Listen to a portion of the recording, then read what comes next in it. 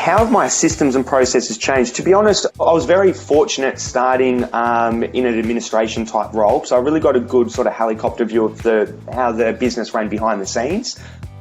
So I suppose my systems and processes probably haven't changed a lot. What's changed is who actually does each task. So I suppose process from prospecting through to listing, through to vendor management, through to buyer management, through to sort of settlement hasn't really changed at all in the last the time that I've been in real estate.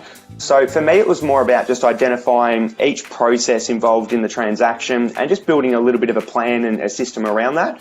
And then as my business grew and we were doing more sales, it was then just a matter of identifying who does what, and then having a good plan around following up to make sure everything gets done. Prospecting is obviously where you spend the majority of time when you're a new agent, trying to build a database, trying to build relationships with people.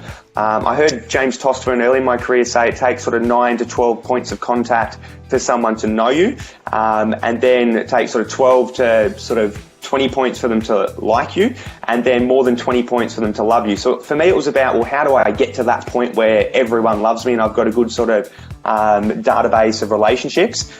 So for me, the first department's the prospecting department. So what sort of strategy do you have around your farm area? I was massive on building a farm area and becoming a household name.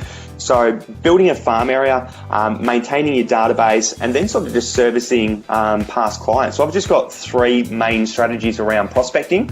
And then there's a bit of a system around each of those which we can touch on. Then for me, it's about the appraisal process and listing a property.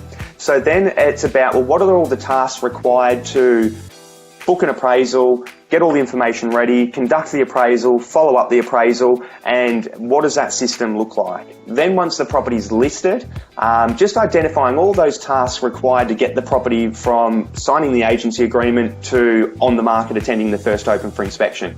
And that was just a matter of looking at every task that needs to be done and building a template around that. Once the property's on the market, there's some key things that need to be done through that process. One of them is vendor management and the other one's buyer management. So making sure you've got a process around that. And then once the property goes under offer, obviously a process to take that property from under offer through to settled. So there's pretty much, I look at really 4 key sort of segments and then break down a procedure in each of those.